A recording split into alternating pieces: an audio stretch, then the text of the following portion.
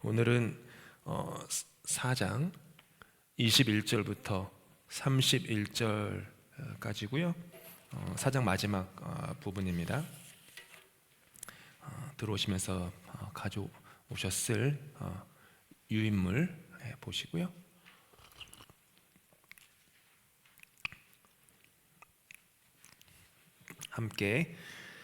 우리 함께 교독하고 하겠습니다. 제가 21절 읽고요. 계속 같이 교독하겠습니다. 내게 말하라. 율법 아래에 있고자 하는 자들아, 율법을 듣지 못하였느냐? 기록된 바 아브라함에게 두 아들이 있으니 하나는 여종에게서 하나는 자유 있는 여자에게서 났다 하였으며, 여종에게서는 육체를 따라 났고 자유 있는 여자에게서는 약속으로 말미암았느니라.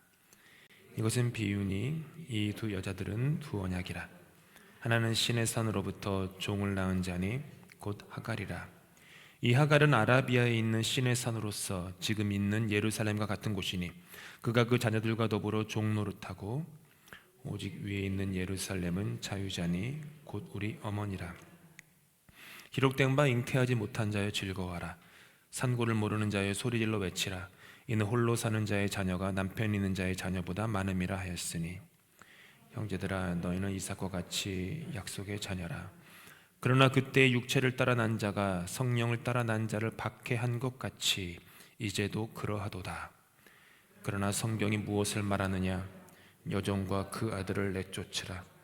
여종의 아들이 자유 있는 여자의 아들과 더불어 유업을 얻지 못하리라 하였느니라. 함께 읽습니다.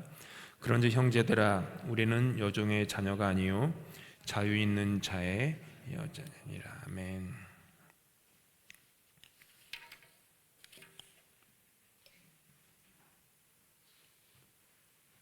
기독교와 타 종교의 차이가 여러 가지가 있지만, 전에도 말씀드렸지만은 오늘 본문을 바울 사도께서 어떤 해석을 하시느냐를 놓고서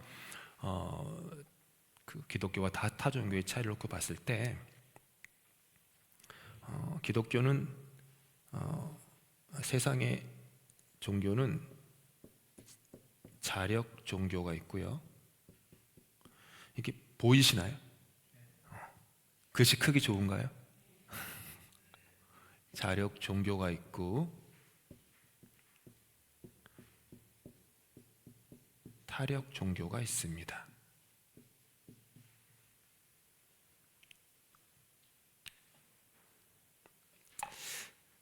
타 종교는 자력 종교입니다. 자력 뭐죠? 인간이 자기 스스로의 힘으로 신적인 존재를 찾아갑니다. 그리고 자기 힘과 자기 노력과 자기의 공로로 말미암아 신으로부터 보상을 얻습니다. 얻는다라는 말은 좀 좋은 말이고요. 엄밀히 얘기하면 획득합니다. 그것이 어떤 이에게는 구원일 수도, 어떤 이에게는 재물일 수도, 어떤 이에게는 건강일 수도, 어떤 이에게는 자녀의 성공일 수도, 어떤 이에게는 출산일 수도, 혹은 명성일 수도, 인기일 수도 있습니다. 무엇이 되었건 대부분의 종교는 자력 종교. 그래서 본인의 노력, 여하에 달려 있습니다. 특별히 구원이 본인의 노력과 공로, 여하에 달려 있습니다. 그런데 기독교는 타력 종교입니다. 처음부터 그렇게 시작합니다. 나의 힘, 나의 공로, 나의 능력, 나의 실력이 아니라 은혜, 오직 하나님의 은혜로 우리가 의롭다함을 얻고 구원을 받습니다.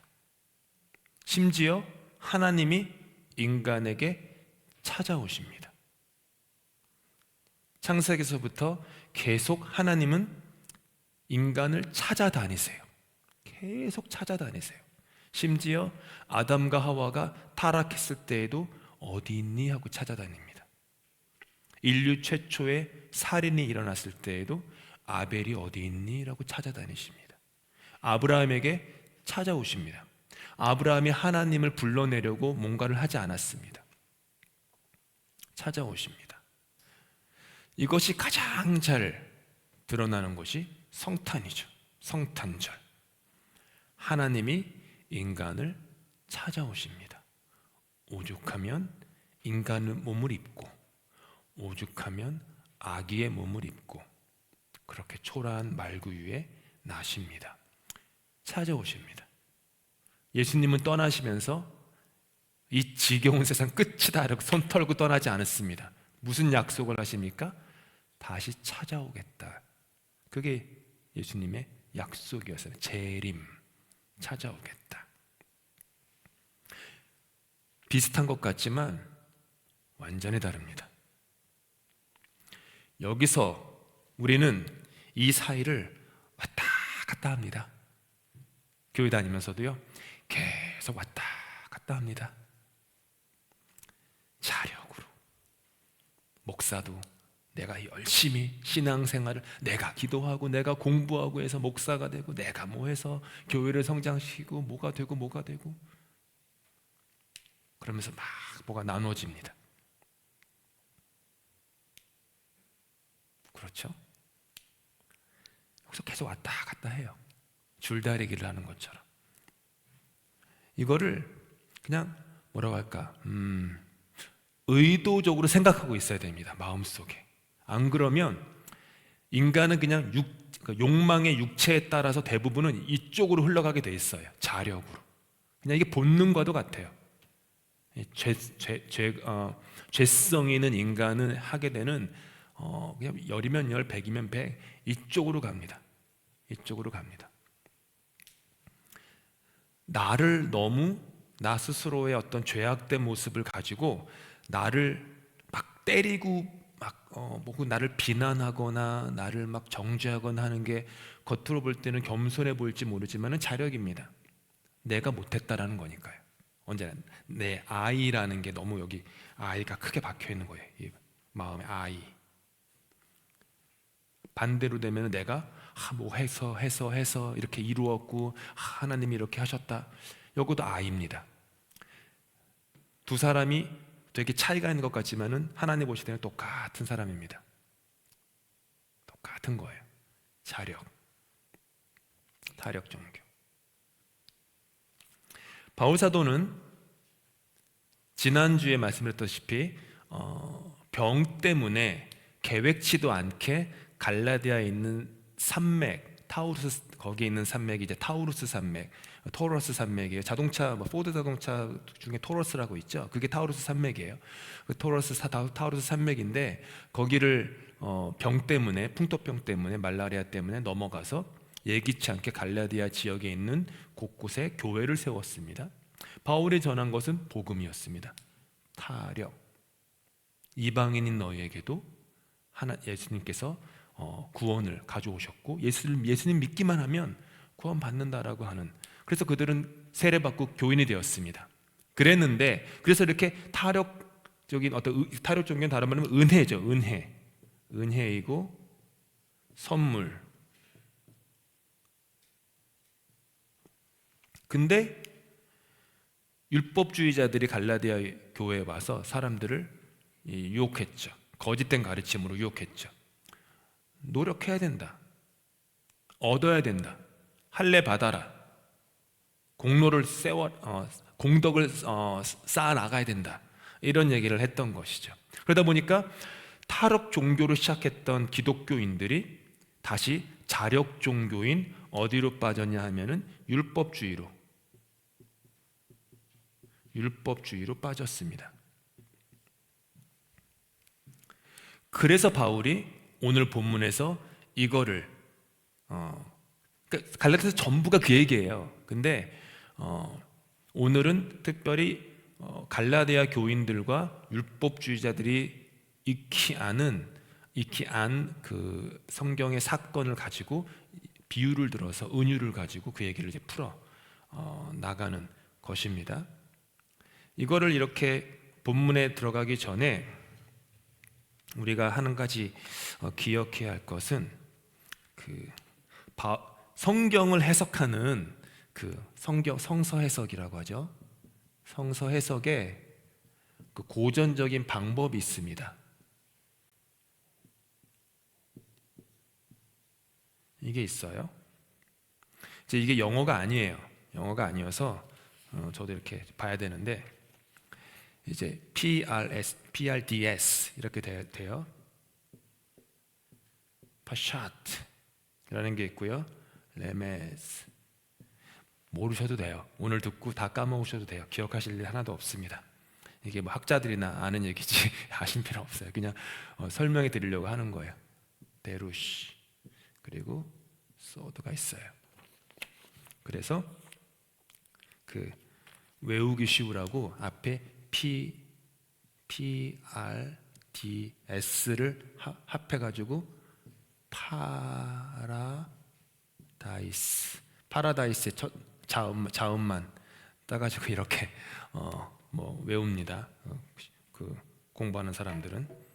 근데 이건 개신교에서는 별로 안 해요. 랍비들이 하는 방식이에요. 랍비들이 파샤트 혹은 푸샷 뭐 이런 거는 뭐냐 하면 스프레드 아웃 된다는 뜻이에요. 그래서 히브리어로 이제 사막의 길을 낸다라는 뜻이에요. 그래서 뭐냐 하면 단순 명료한 문자적 의미예요. 문자적 의미를 푸샷라고 합니다. 이게 첫 번째 해석법이에요. 그냥 글자 그대로 문자를 보고 해석하는 거예요. 대부분의 우리가 이제 성경을 읽거나 할 때 문자적으로 이렇게 이해하는 것처럼. 두 번째 레메즈는 이게 힌트예요. 힌트 혹은 클루, 우화적이고 암시적인 어떤 그런 것, 숨겨진 힌트를 찾는 해석법입니다. 세 번째는 데루시라고 해가지고 이거는 뭐 연구, D예요. P가 아니라 제가 P자처럼 썼네요. 데루시 이거는요 연구인데 연구를 통해 가지고 뜻을 풀이하는 것, 이걸 이제 데루시라고 해요. 이건 대부분의 랍비들이 지금도 하는 성서 해석법입니다. 뉴욕에 가면은 그 유대인들이 많이 모여 살죠. 거기 가면은 다 회당이 있는데 회당이면은 늘 그 흔히 보는 풍경이 회당 출입은 남자들이 하니까 거기에 이제 어른과 애들이 서로 이제 요런 탁자 하나 놔두고 마주 앉아가지고 막 대화를 해요. 그게 뭐냐면 요걸 하는 거예요. 성서 해석을. 문자는 이렇게 써 있는데 뭐 이사야에서 이런 말이 신약은 안 보죠. 이런 말이 써 있는데 이게 무슨 뜻이니? 그러면 그건 이런 뜻이죠. 그럼 거기에는 어떤 그 우화적인 의미가 있을까? 힌트가 담겨 있을까? 그럼 또 이제 저 소년이 고민하면서 이런 거 아닐까요? 막 서로 막 대화를 하다가 이제 랍비가 내가 해석하기에는 당시 상황이 이랬고 시대가 이랬고 국제 정세가 이랬는데 이런 의미지 않을까? 이러면서 대화를 해 나가는 거죠. 지금도 랍비들이 하는 거예요. 바울은 여기에서 한 걸음 더 나아가서 성서를 해석하는 중요한 해석법을 좀 없던 건 아닌데 그걸 좀 더 발전해 나갔습니다. 그게 이제 소드라고 하는 거예요. 소드. 이게 이제 은유라는 거예요. 은유 혹은 비유 뭐 이런 건데요. 혹은 더 좋은 말은 비밀 혹은 신비 이런 뜻이죠. 감추어진 거예요. 감추어진 거. 글자 밑에 감추어진 거, 힌트 옆 밑에 감추어진 거, 사람의 연구 밑에 감추어진 거. 그래서 영감과 계시로 인해서 주어지는 깨달음 같은 거죠. 영어권에서도 뭔가 막 살다가 머리를 팍 때린 것 같은 인생의 어떤 깊은 진리를 깨달을 때 아하 모멘트를 나는 가졌다. 그러니까 I just got 아하 모멘트. 그러니까 아하한다. 그런 말 들어보셨죠? 아하 하는 감탄사.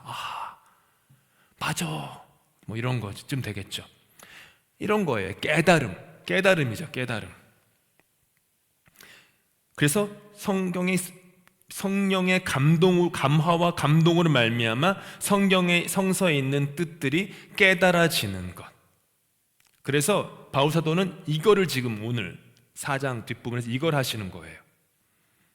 구약 성경에 나온 누구나 다 아는 단순한 역사적 사실을 딱 취해서 거기에 담긴 누구나 알지는 못해서 감추어졌던 하나님의 복음의 비밀을, 그 신비를 드러내는 거예요. 하나님의 뜻, 하나님의 의도가 이거다, 하나님의 계시가 이거였다, 이렇게 이제 하시는 것이죠. 그래서 오늘 4장에 나온 그 모든 본문에서 바울 사도께서 하시는 것은 이렇게 해석을 하고 계세요. 해석. 어떤 해석? 복음을 해석하고 계세요. 먼저 과거에 일어난 역사적 사실, 그게 이제 사라, 하갈, 이스마엘, 이삭, 아브람, 그 얘기예요. 그 역사적 사실을 현재의 상황에 갖고 오는 거예요. 그래서 적용하는 거예요. 그래서 즉 바울은 지금 바울의 사도에게 있어서 과거에 있었던 어떤 역사적 사실은 그냥 그 과거의 시점과 장소의 붙박이가 된 비석이 아니에요. 언제나, 어제나, 오늘이나, 내일이나 살아계신 하나님이 행하신 일이기 때문에 어제의 일이 오늘도 있는 것이고 오늘에 있는 일이 내일도 있는 것이에요. 하나님이 살아있지 않으시다면 그런 일은 없죠. 죽은 신이라면 그 신이 생존하는 동안에 벌어진 일이 돼서 그때 끝나는 거예요. 근데 하나님은 영원히 살아계신 분이기 때문에 아브라함과 사라의 삶 속에 일하셨던 그 하나님의 성품과 인격과 뜻과 의도와 계획이 지금도 그대로 그 방식으로 일하시고 그 방식 그대로 내일도 일하시는 거예요. 그러면 우리가 하나님이 일하시는 그 방식을 알면 그러면 우리는 오늘을 해석할 수 있고 그래서 내일을 예언할 수 있어요. 예언자라는 게 그런 거예요. 점집 무당처럼 막 이렇게 하는 게 아니라 하나님이 하신 일의 방식, 패턴, 뜻, 그분의 성품, 마음, 그런 것들을 깨달고 나니까 하나님이 그런 방식으로 이제 일하고 나가신다라는 것을 보여지는 것이죠. 바울이 지금 그게 이제 그러니까 바울이 예수님을 만난 다음에 뻥 뚫린 거예요.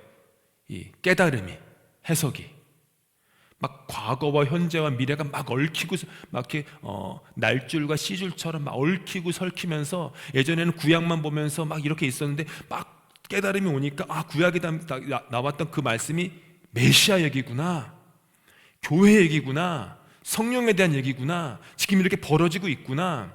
우리는 늘 유대인만 생각했는데 아니구나. 창세기에서부터 벌써 하나님은 이방인을 향한 계획을 갖고 계셨구나. 막 그러니까 새로운 얘기를 하는 게 아니라 바울은 이미 있었는데 마치 광물을 캐는 것처럼 마치 이런 어떤 해석의 망치, 끌이나 뭐 이런 못이나 이런 것들을 툴을 가지고 막 캐는 거예요. 지금 캐서 그 밑에 있는 그 보석, 복음이라는 보석을 막 가지고 와서 사람들한테 세상에 그 보석을 보여주는 거예요. 여기 봐라, 보석이다, 복음이다. 그래서 바울은 지금 복음의 해석을 하고 있는 것이죠. 복음이 역사를 관통해서 면면이 흐르고 있다. 이 땅은, 이 역사는 어떤 의도나 목적도 없는 우연히 진화되는 그런 사건의 연속이 아니라 처음부터 하나님의 뜻과 의도와 목적과 의지를 가지고 그것을 그대로 가지고 거침없이 지금도 흘러가고 있는 것, 그게 바울이 볼 때 복음이었다라는 거예요. 복음. 그래서 바울은 과거의 사건을 새롭게 해석합니다. 아까 읽으신 내용이 바울이 한 과거의 사건에 대한 해석이에요. 해석으로 현재의 상황을 밝혀주고 미래로 나아갈 방향을 제시하죠. 그렇게 바울은 지금 갈라디아 교회를 어떻게 세우냐 하면 해석의 공동체로 세우고 있는 거예요. 지금 갈라디아 교회를 해석의 공동체,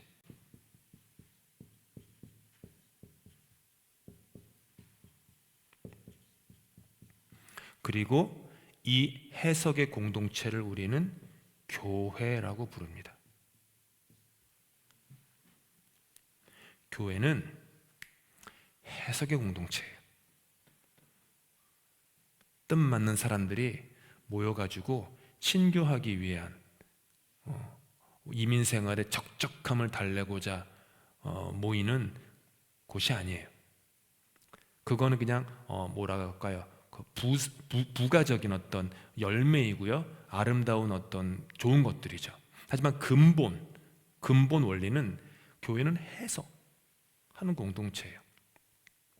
교회에 66권의 성서가 주어졌고 교회 안에 성서를 해석하는 목회자들이 부름받았고, 그리고 목회자와 함께 온 교우가 함께 해석해요. 대부분 개신교회, 한국 개신교회가 약해진 이유는 목사만 해석을 해요. 목사만. 그리고 성도들도 목사에게만 해석을 맡겨요. 그래서 무슨 얘기를 하면 몰라요, 저 귀찮아요, 저 배운 게 없어서 뭐 이러면서 그냥 말만 하세요, 제가 들을게요. 그래요. 그게 되게 순종적인 것 같은데, 순종적인 건 있어요. 근데 한편으로는 직무유기, 직무태만이에요. 성도에 각자 해석하는 거예요. 공부 많이 했다고 해석 잘하는 거 아니에요. 여러분들 다 해석을 하실 거예요. 성경에 있는 내용들을. 성령을 선물로 주셨잖아요. 성령을 선물로 주셨기 때문에 우리 모두에게 성령이 있어서 그 성령을 통하여서 감화와 감동을 주셔죠. 감화와 감동이 뭐예요? 아하 이거잖아요. 아하, 감화와 감동. 그래서 해석돼요. 물론 이제 그런 것도 없이 자기 멋대로 해석하는 그 유명한 농담들 있잖아요. 하나님 어떻게 할까요? 막 결정하려고 할 때 막 성경 피면서 하나님이 말씀하시면 이대로 하겠습니다. 갑자기 딱 피니까 가룟 유다가 목 매달라고 하고 있고 막 뭐 이런 내용 나오고 막 그런 거, 그렇게 하면 안 되고요. 해석. 그래서 제가 그냥 지겹도록 말씀과 성령을 강조하는 거예요. 말씀과 성령, 말씀과 성령, 말씀과 성령. 아무리 강조해도 지나침이 없는 것이죠. 교회뿐만 아니라 개인도 그래요. 내 안에서도요, 해석이 일어나야 돼요. 해석. 어떤 일이 그게 뭐 예를 들어서 고통스러운 일이라고 한번 예를 들어봅시다.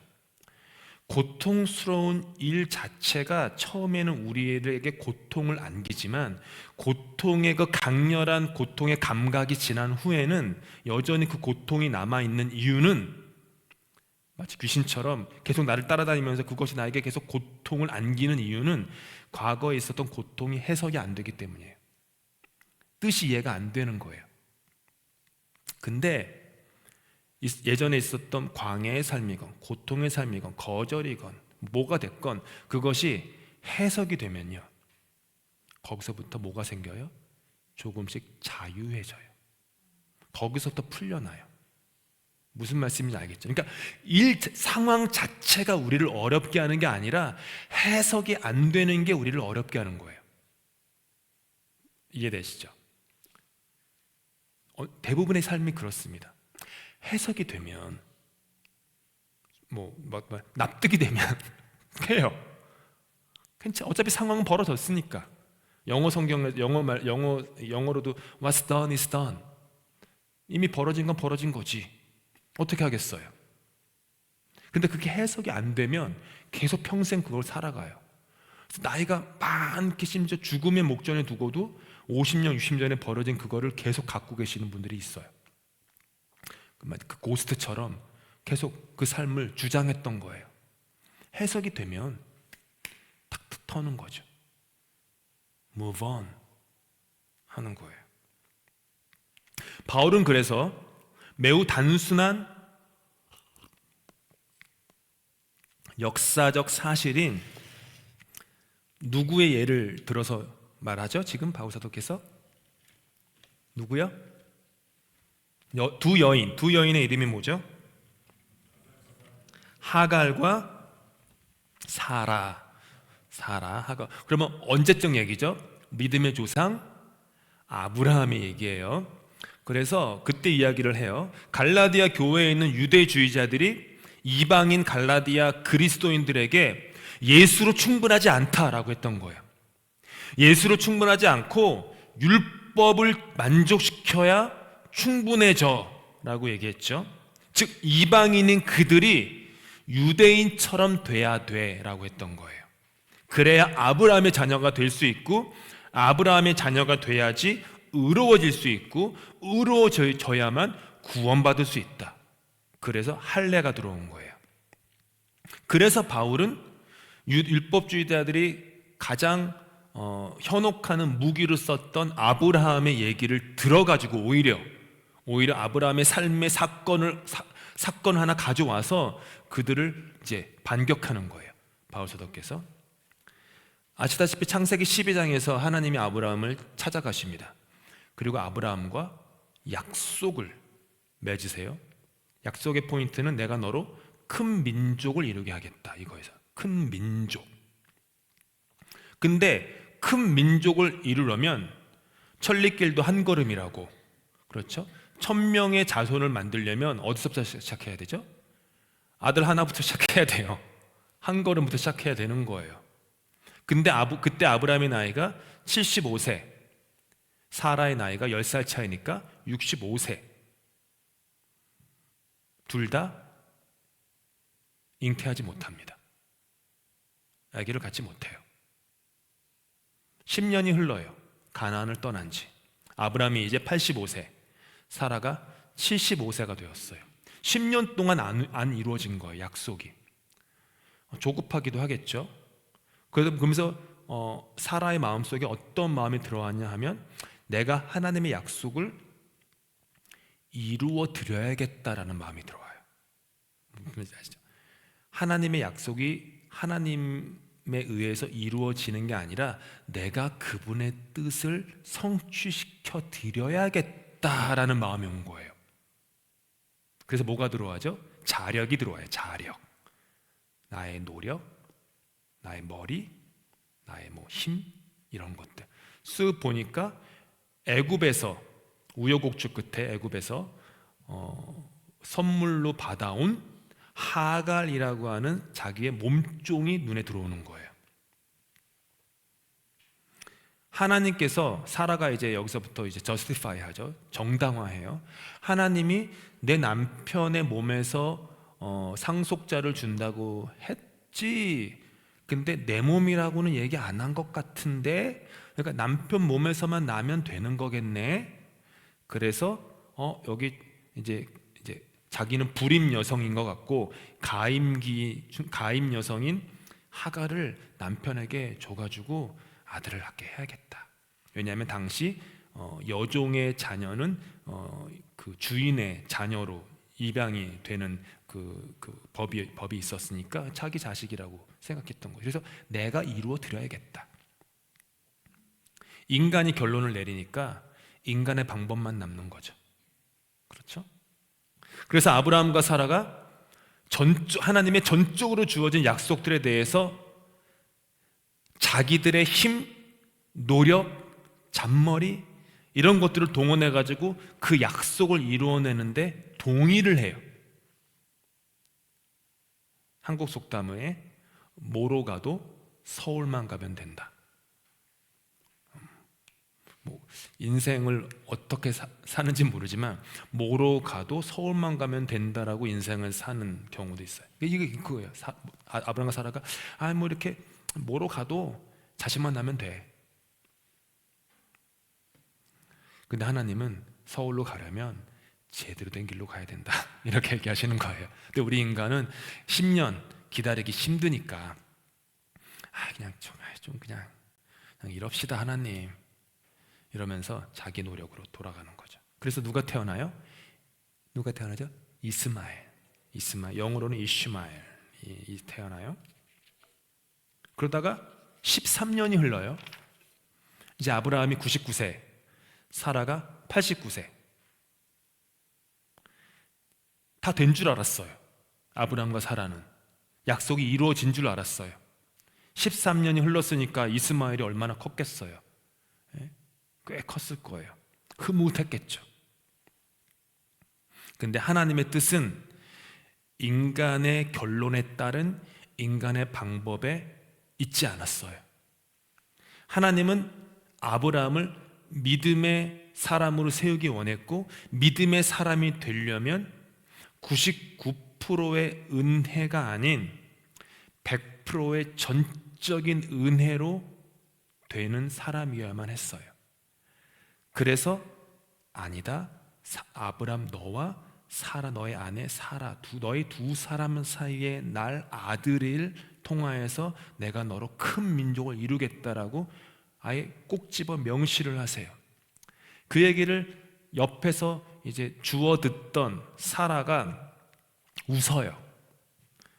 남편 99세, 자기 89세인데 이미 이스마엘도 있고 이 정도면 됐는데, 그때 하나님이 이렇게 말씀하시죠. 함께 있습니다. 시작. 사라가 왜 웃으며 이르기를 내가 늙었거늘 여호와께 능하지 못한 일이 있겠니. 여기서 핵심은 여호와께는 능치 못함이 없다. 이게 핵심이에요. 여호와께는 능치 못함이 없다. 이게 믿음의 핵심이에요. 아브라함과 사라가 꼭 갖기를 원하셨던 하나님의 마음, 뜻이에요. 여호와께 능치 못. 그리고 이게 복음의 핵심이에요. 여호와께는 능치 못함이 없다. 사람으로서는 안 된다. 하지만 여호와께로서는, 여호와로 말미암아서는 능치 못함이 없다. 그래서 하나님은 인간의 노력과 공로가 반쯤 애매하게 섞인 그 하이브리드 같은 존재인 이스마엘이 아니라 전적인 하나님의 은혜와 공로로 되어진 이삭을 두 사람에게 허락하세요. 그러면서 바울은 이 사라, 하갈, 이삭, 이스마엘 이 둘을 대조해서 오늘 본문에서 다 둘을 대조해서 이렇게 쭉 얘기를 해요. 보시면 하갈의 대조는 누구죠? 사라. 그리고 하갈 종이었고요, 사라는 자유자였다. 그리고 하갈 종은 어디서 언약을 얻었냐면 시내산 언약이고, 자유자 사라에게 난 것은 새 언약이었다. 새 언약. 그리고 예루살렘도 지금 있는 예루살렘, 눈에 보이는 예루살렘, 그리고 이것과 대조되는 위에 있는 예루살렘 있고요. 하갈에게서 이스마엘, 사라에게서 이삭 낳고요. 그 다음에 둘 다 이스마엘은 일반적 육체의 출생으로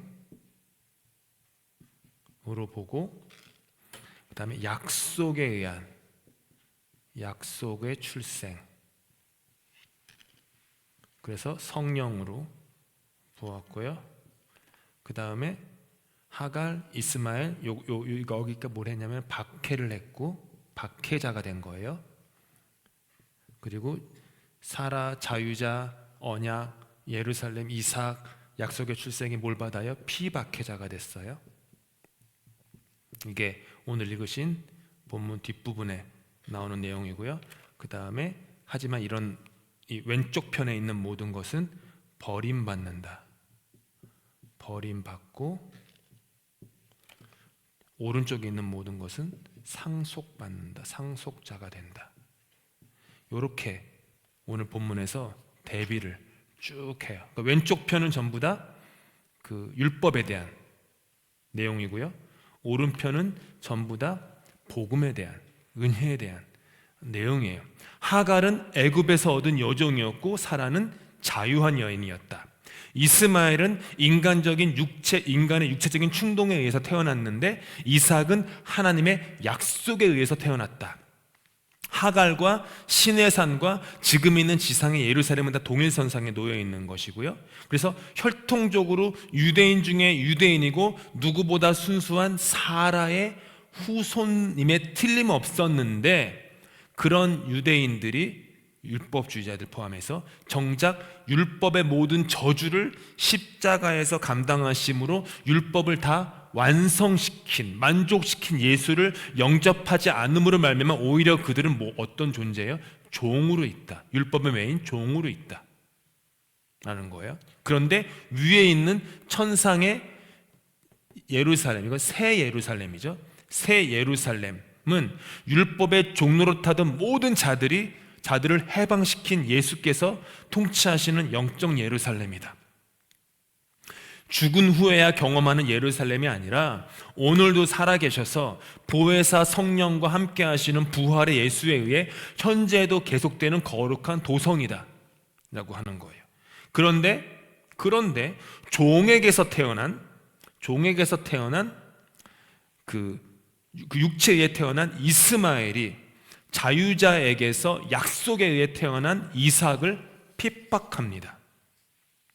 마찬가지로 율법주의자들로 말미암아 오늘날에도 하나님의 약속의 자녀들에 대한 박해가 계속되고 있구나 라는 얘기를 하는 거예요.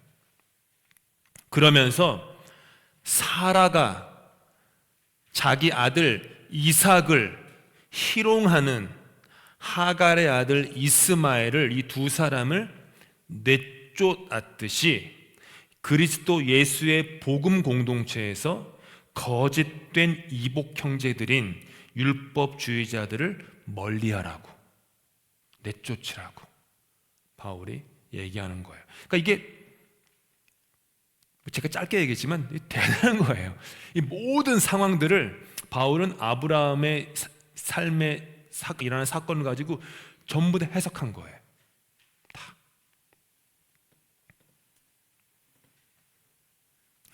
삶을 살아가는 두 가지 방식이 있습니다.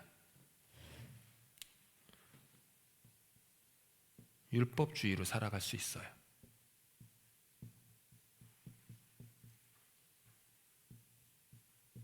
삶을 살아가는 거. 율법은 계약이에요. 욕망의 죄악에 물든 인간 사회를 통제할 수 있는 최선의 방법이 율법이에요. 율법에 기초한 계약, 즉 법이 되는 거죠. 그래서 예전이나 지금이나 문명화된 사회에는 다 뭐가 있어요? 율법, 법, 계약, 이게 다 같은 말이죠. 있어요. 그래서 행위는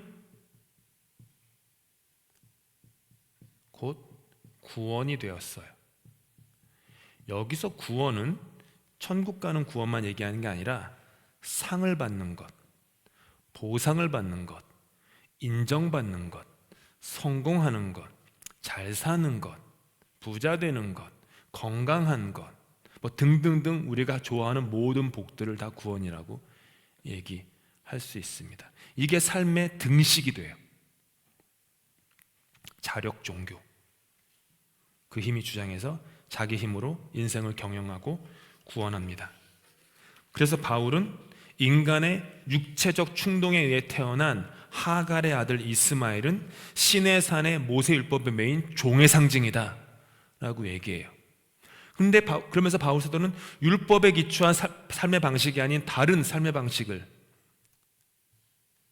얘기해요. 그게 복음, 은혜에 기초한 삶의 방식이에요. 인간은 대부분이 아니라 언제나 둘 중에 하나의 삶의 방식을 취하고 살아갑니다. 내가 율법주의로 살아가느냐, 아니면 복음으로 살아가느냐. 내가 나의 행위로 살아가느냐, 아니면 은혜로 살아가느냐. 이게 뭐 살면서 의도적으로 생각은 안 해도 다 깔려 있습니다. 은혜라는 데에는, 삶의 방식에는 계약이 아닌 약속이 작동하며, 둘이 비슷하게 들리는데 달라요. 약속은 인간이 만들어낸 것이 아니라 하나님의 주권적인 의지와 하나님의 섭리로 말미암아 인간에게 주어진 은혜의 선물이라는 거예요. 그래서 이삭은 율법의 자녀가 아니다, 약속의 자녀다.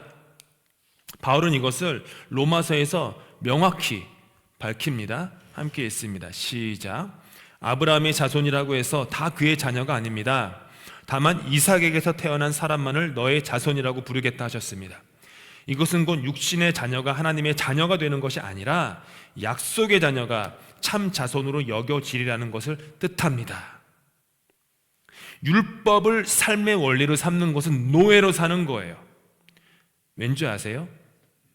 평생 동안 여러분은 초인적인 노력을 하셔도요, 율법을 만족시킬 수 없습니다. 성인 군자가 되셔도요, 율법을 만족시킬 수 없어요. 10,000가지 율법이 있는데 9,999개를 범한 사람이나 10,000가지 중에 1개를 범한 사람이나 둘 다 뭐로 분류돼요? 범법자로 분류돼요. 가능하지 않은 거예요. 처음부터 가능하지 않은 거예요. 그런데 그걸 삶의 원리로 살아가요. 근데 은혜를 삶의 원리로 삼는 것은 사랑으로 사는 겁니다. 사랑으로 사는 것이기 때문에 자유로운 삶이에요. 자유로운 삶, 자유로운 인생, 자유로운 교회가 돼요. 성 어거스틴이 한 말을 한번 귀 기울여 보십시오. 그대는 단 한 가지 짤막한 계명을 받았습니다. 사랑하십시오. 그리고 그대 마음대로 하십시오. 이게 핵심이에요. 사랑하십시오. 그리고 그대 마음대로 하십시오. 침묵하려거든 사랑으로 침묵하십시오. 말을 하려거든 사랑으로 말을 하십시오. 바로잡아 주려거든 사랑으로 바로잡아 주십시오. 용서하려거든 사랑으로 용서하십시오. 마음 깊은 곳에 사랑의 뿌리를 내리십시오. 이 뿌리에서는 선한 것 말고는 그 모두 나올 수 없습니다. 사랑하십시오. 그리고 마음대로 하십시오. 율법은 아니에요. 계속. 오늘 본문 27절에 나오는 구절인데요, 다시 한번 읽겠습니다. 오늘 말씀 공부 마무리하면서 시작. 기록된 바 잉태하지 못한 자여 즐거워하라.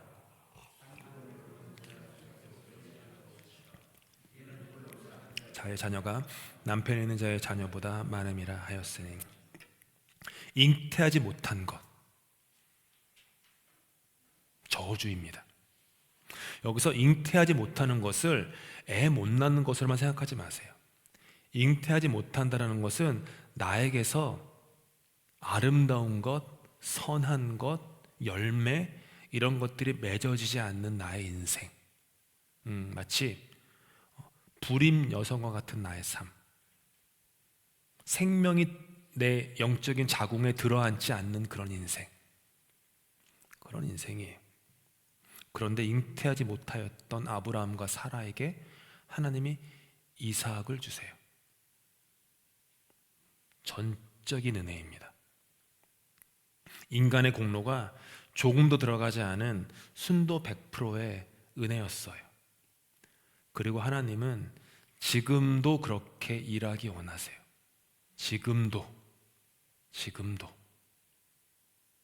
하나님이 잉태하지 못했던 사라를 택했듯이 저와 여러분을 택하십니다. 우리는 잉태 많이 하는 하갈과 같은 존재가 아니에요. 맘만 먹으면 이 아들, 맘만 먹으면 저 딸, 그러니까 아들, 딸은 맘만 먹으면 이런 막 어떤 뭘 이루어내고 업적을 만들어내고 뭐 그렇게 우리는 그런 존재가 아니에요. 우리는 하갈이 아닙니다. 우리는 잉태치 못하는 사라예요. 그래서 우리는 하나님의 전적인 은혜가 필요합니다. 사라와 같은 우리는 우리 스스로 구원할 힘이 없어요. 스스로를 의로워지게 할 수 있는 실력도 없고요, 우리로 말미암아서는 구원도 없습니다. 그래서 우리는 우리 밖에 있는 타력적 구원자 주님이 필요합니다. 잉태치 못하는 우리에게 은혜로 말미암은 사랑의 약속이 필요한 거죠. 하갈의 율법은 하갈이라는 인간 스스로의 노력으로 지켜내는 것이었지만, 사라의 약속은 약속을 주신 하나님이 스스로 지켜가시는 거예요. 그러면 우리는 스스로에게 물어봐야 돼요. 내가 약속이 있는 건가? 하나님의 약속이. 그 약속이 있으면 된 거예요. 그러면은 하나님이 이루어 가시는 거예요. 내가 99세가 돼도, 내가 89세가 돼도 주변에서 나에게 당신은 불임이다, 자녀가 없다, 아무것도 안 된다 얘기해도 하나님이 하시는 거예요. 모든 상황에서도 하나님은 성실히 약속을 지켜나가세요. 99세, 89세 된 두 남녀가 어떻게 애를 낳을 수 있어요? 라고 의심하는 게 아니라, 그런 사람들에게 애도 못 주는 하나님이라면 우리가 그 하나님을 왜 믿습니까? 20, 30대 된 부부 사이에만 아기를 갖게 해주는 신이라면 그런 신을 뭐하러 믿습니까? 99세에게도 애를 줄 수 있는 하나님이어야지 하나님 아닙니까? 89세에도 임신할 수 있게 해주는, 이 삶의 생명을 잉태하는 그 일을 있게 해주는 분이어야지 우리가 하나님 믿는 것 아닙니까? 성경 공부를 마치면서 오늘 지금 화면에 나와 있는 사도 바울께서 4장 27절의 한 말씀은 이사야서 54장 1절을 인용하고 있는 거예요. 그런데 이사야서 54장 1절, 지금 화면에 있는 갈라디아서 4장 27절 같은 말씀인데, 이 말씀 바로 뒤에 이사야는 이런 말씀을 선포하세요. 함께 있습니다. 시작. 내 장막들을 넓히며 내 처소의 장을 아끼지 말고 널리 펴되 너의 줄을 길게 하며 너의 말뚝을 견고히 할지어다. 이는 내가 좌우로 퍼지며 내 자손은 열방을 얻으며 황폐한 성읍들을 사람 살 곳이 되게 할 것임이라. 이게 하나님의 약속이에요. 잉태치 못하는 사람들에게 장막터를 넓히게 하세요. 처소의 휘장을 아끼지 말고 널리 펴게 하세요. 줄을 길게 하세요. 말뚝을 견고하게 받게 하세요.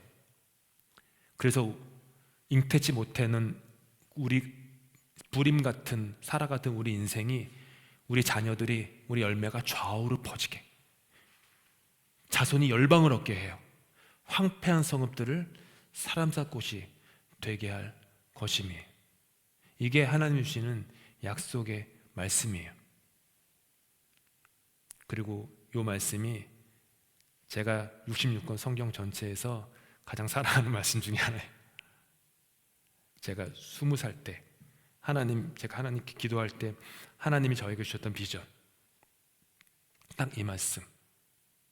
이 말씀이 없었으면요, 저는 유학 안 왔을 거예요. 공부하려고 그냥 한국에서 그냥 살고, 이 말씀이 없었으면은 뭐 신학 들어갈 생각도 안 했을 거고. 지금 한 30년 정도의 제 삶을 인도한 말씀이에요. 이 말씀이 늘 기도할 때마다 수천 번씩, 수만 번씩 하나님 앞에 이 말씀을 기도하고 되뇌이고 또 기도하고 되뇌이고. 제가 성경에서 가장 중요하게 여기는 말씀이 이거랑 또 다른 하나 말씀이 있는데, 어쨌든 이거예요. 지금도 기억나요. 이 말씀을 하나님께 받았던 그 교회에서 2층에 구석에 앉아서 예배드리다가 받았던 이 말씀을 그냥 마치 해머로 온 영혼을 때리시는 것처럼, 이 말씀대로 살아라. 이 말씀으로 인생을 앞으로 살아라. 근데 놀라운 건 바울 사도가 이 말씀, 있는 그 이사야서의 말씀을 갖고 복음을 설명하고 있습니다. 저는 우리 교회가 뒤에 나오는 이 말씀대로 이루어지는 교회가 되기를 소망합니다. 장막터를 넓히는 교회, 처소의 휘장을 아끼지 말고 아끼지 않는 교회예요. 처소의 휘장, 줄을 길게 하는 교회, 말뚝을 견고하게 박는 교회. 그래서 우리가 좌우로 퍼지고 일어나 빛을 발하고 우리의 자손들의 열방을 얻고 황폐했던 곳이 사람 살만한 곳으로 변하는 그런 교회, 그리고 그런 우리 가정, 우리 인생 다 되실 수 있기를 예수님의 이름으로 축복합니다. 기도하시겠습니다. 바울 사도께서 복음을 깨달았습니다. 깨달은 복음으로 성경을 해석했습니다. 우리도 우리 가슴 중앙에 복음이 더 굳게 심기기를 소망합니다. 내 지식, 내 능력, 내 실력, 내 경험으로 해석하지 않고 오직 복음으로 내 과거를 해석하며 현재를 해석하며 미래를 소망하는 그런 우리가 되도록 도와주시옵소서. 그 무엇보다 우리 하나님이 사랑하신 런던 한인교회에 주님 복음이, 오직 복음이 이 교회 중심에 굳게 자리 잡기를 간절히 소망합니다.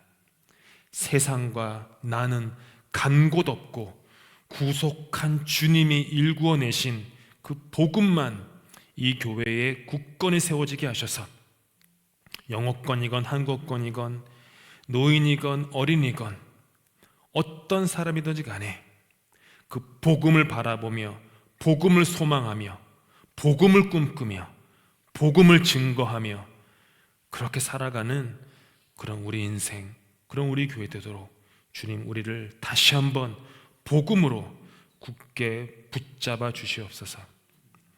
주기도문으로 예배 마칩니다.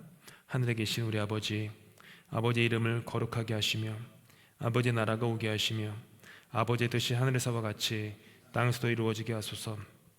오늘 우리에게 일용할 양식을 주시고 우리가 우리에게 잘못한 사람을 용서해 준 것 같이 우리 죄를 용서해 주시고 우리를 시험에 빠지지 않게 하시고 악에서 구하소서. 나라와 권능과 영광이 영원히 아버지의 것입니다. 아멘.